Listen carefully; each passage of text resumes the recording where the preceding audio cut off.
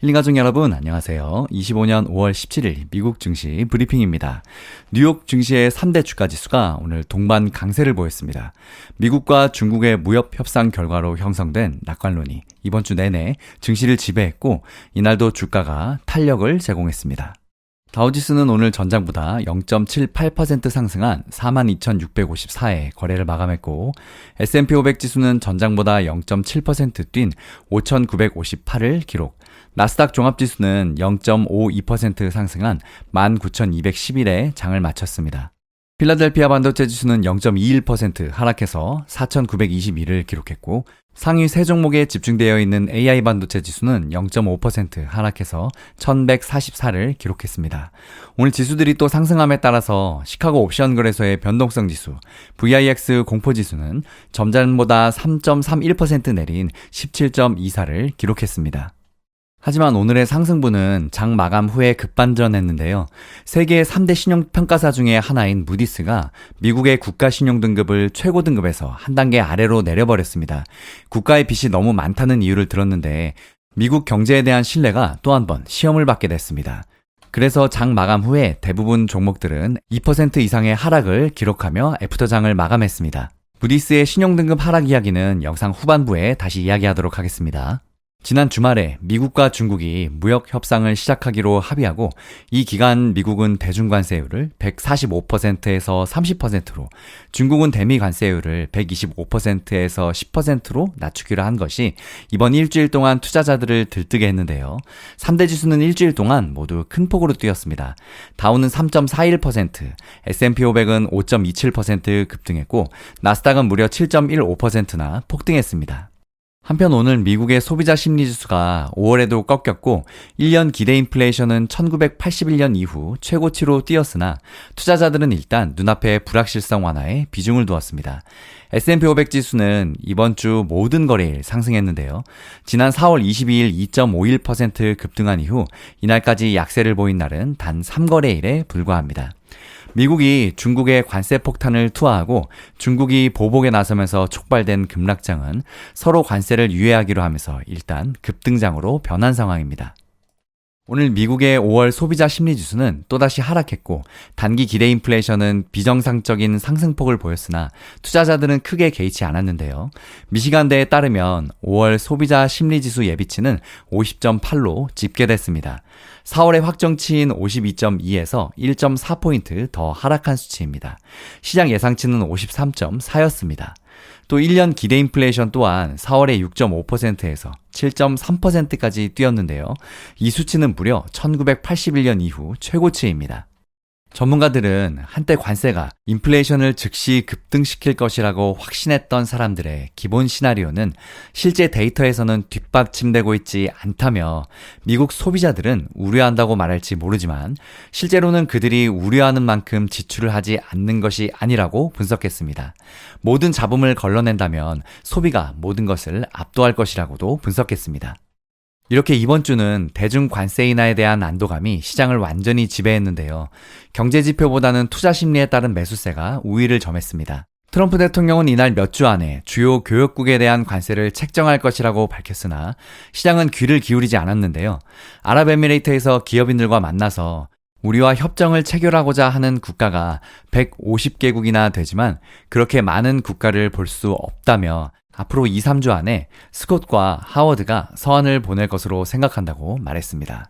오늘 업종별로 보면 에너지를 제외한 모든 업종이 올랐는데요.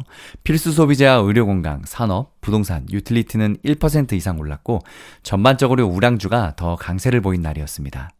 시총순으로 보면 마이크로소프트는 0.25%, 엔비디아 0.42% 상승했고 애플만 0.09% 소폭 하락했습니다. 아마존은 0.2% 상승했고 구글은 1.23% 상승, 그리고 메타는 0.55% 하락했고 테슬라는 2.09% 올랐습니다.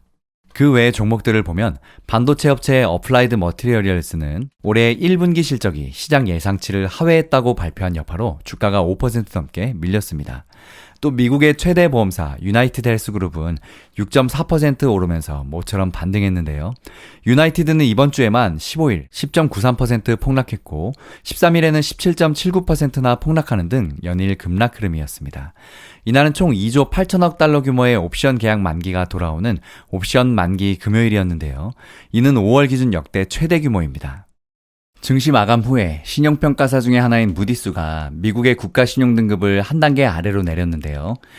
미국이 국가빚이 너무 많다는 이유를 들었는데 정확히는 미국의 연방정부 부채 증가가 가장 큰 원인입니다. 미국 국채금리 상승으로 연방정부의 이자 부담이 커진 점도 영향을 미쳤습니다.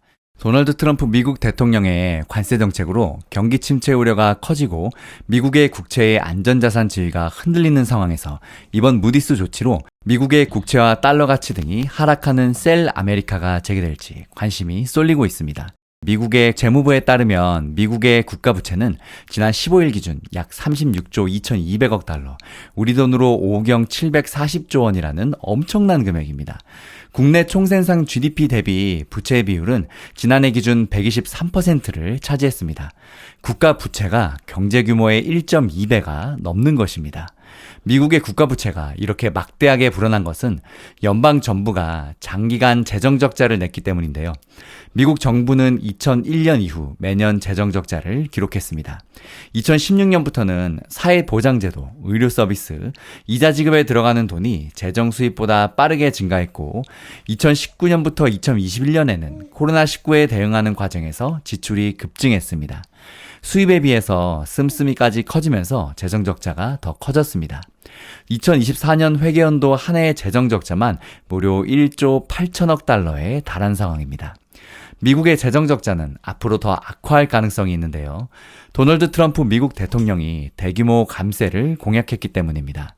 트럼프 대통령은 감세로 줄어드는 수입을 관세로 충당하고 지출 절감을 하면 된다고 강조하지만 시장에서는 그렇게 생각하지 않는 기류가 강한 상황입니다.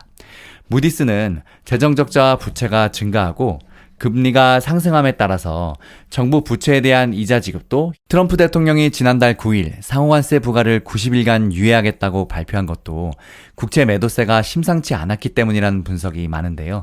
미국 10년물 국채 금리가 글로벌 금융위기 수준으로 올라가며 시장이 패닉 반응을 보인 탓입니다.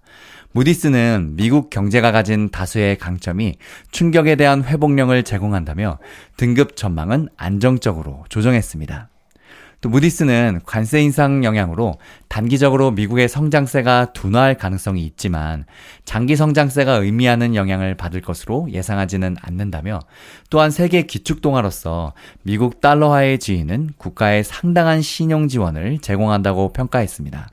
무디스의 신용등급 강등이 시장에 미칠 영향도 관심인데요. 한편에서는 이번 무디스 조치가 시장이 알지 못하는 새로운 사실에 근거한 게 아닌 만큼 영향력이 크지 않을 것이라는 관측이 나오고 있습니다. 미국의 국가부채 문제가 심각하다는 것은 이미 시장에서는 공공연히 알려진 사실이기 때문입니다. 일부 월가의 거물들은 과거 피치가 미국 국가 신용등급을 강등했을 때 해당 결정을 비판하기도 했는데요. 제이미 다이먼 JP모건 최고경영자는 피치의 신용등급 강등은 당시 언론 인터뷰에서 미국이 아닌 다른 나라가 AAA 등급을 받는다는 것은 다소 우스꽝스러운 일이라며 미국은 여전히 지구상에서 가장 번영하는 국가이고 지구상에서 가장 안전한 국가라고 강조하기도 했었습니다. 또 워런 버핏 버크셔에서의 회장도 당시 인터뷰에서 세상에는 사람들이 걱정할 필요가 없는 일들이 있다라며 이번 일이 바로 그러하다고 언급한 바 있습니다. 미국 증시 브리핑 이것으로 마칩니다. 힐링가족 여러분 행복한 주말 보내세요. 여러분 성공투자 파이팅!